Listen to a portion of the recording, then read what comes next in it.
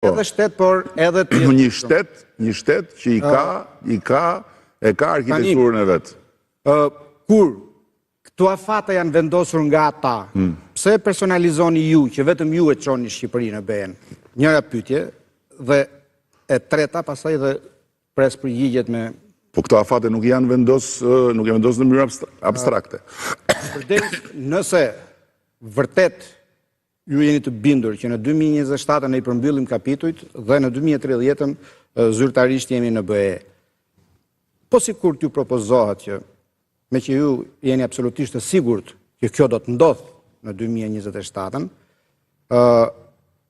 të bëni një kontratë publike me shqiptarët, që nëse kjo nuk ndodh në 2027, ju jeni të gatshëm ta ndërprisni qeverisjen e këtij vendi?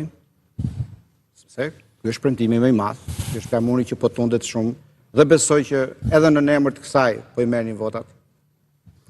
Tani, se u thanë shumë gjëra këtu, e para punës njëherë këtë pjesën e fushatës folklorike, unë nuk e kuptoj ç'do të thënë.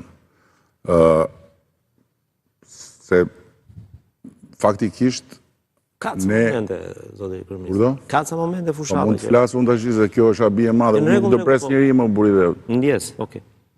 Çfarë momentesh ka? Do të ndjekim se I kam një kolazh shkurt. Çfarë, jo më thuaj çfarë më thuaj se s'ka nevojë se unë kam momente folklorike. Çdo me të momente folklorike. Po, ajo kërcimi me noizin për shembull ose ato plagat që kërcimi. Po mirë, dakord tani, po mirë në rregull tani. Juve jeni sër e lartë që juve dëgjoni Wagnerin. Po. Juve jeni njerëz që jetoni me Wagnerin dhe me Shakespearein.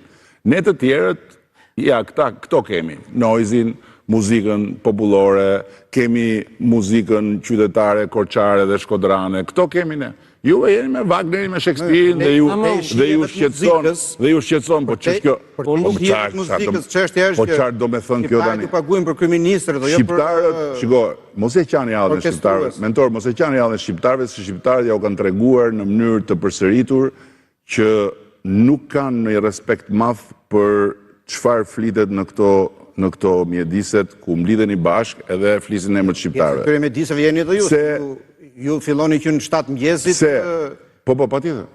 Dhe jeni në çdo televizion. Jo, por ama shqiptar... Që shqiptarë nuk juve, se nëse ju mendoni që ti nxjerrni të gjithë të tjerë në kanalit, do të ndroni vetëm ju. Besoj se është etike e qendron. Po atë flas se vini bëra një pyetje, pse u zgjodh një fushat me folklorit dhe pak përballje me qytetarët. Po më lër ta jap përgjigjen më burr tani, se unë po mundohem t'jap përgjigjen. Ju tani ju I ngrini të gjithë hipotezat e juaja, unë ju dëgjoj me respekt. Se është habi e madhe, unë ju dëgjoj me respekt, pavarësisht se një pjesë tyre nuk bëjnë sens, po unë I dëgjoj me respekt se është e drejta juaj. Nuk ju them që çfarë po flet. Ndërkohë që sa filloi flas, me herë ndërpritem, po ç'është kjo histori? Por është luftë për të marrë fjalën për studio, është habi e madhe. Unë jam edhe njeriu që prezumohet që ju shtyp juve nga mëngjesi deri në darkë se jam dhe autokrat. Ç'është kjo histori? Tani mblet ta mbaroj. Do durosh dhe pjesën time. Nuk jam I thjeshtë unë tani. Nuk e kam. Po pra, kështu do durosh dhe këtë. Nuk e kam mundim të duroj, të dëgjoj bashkëbiseduesin. Jo, do durosh dhe pjesën time. E di që nuk jam, ka momente që s'jam I ëmbël, jam. Teksa po pres përgjigje. Jo. Ka e di, ka momente unë jam I hidhur, nuk kam çfarë bëj, se e kam problem unë kur duhet të trajtoj nonsense.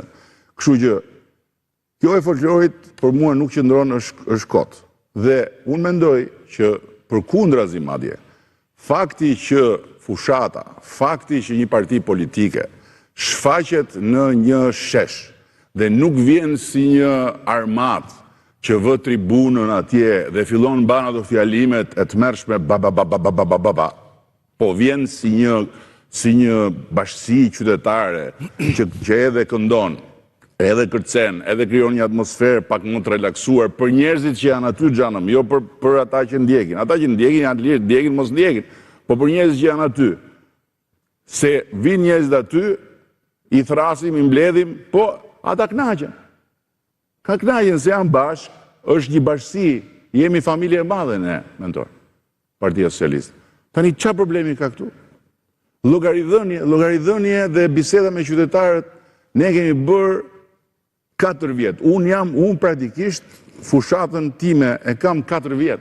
Nuk e kam 3 muaj. Unë jam në mënyrë të vazhdueshme në kontakt direkt me njerëzit, ne jemi në mënyrë vazhdueshme në terren me njerëzit e tjerë. Pastaj, në terren zhvillohet një fushat që nuk zë vend në për këto pasqyrat tuaja, se përqendrohet fushata tek unë, po sepse me mua merrni, u shkoni, doni të shihni fushat tjetër, shkoni në përqarje, do shikoni që ka takime, do shikoni që ka biseda, do shikoni që ka shënime, do shikoni që mblidhen njerëz dhe thonë nuk shkon kjo, nuk shkon ajo, nuk shkon ajo.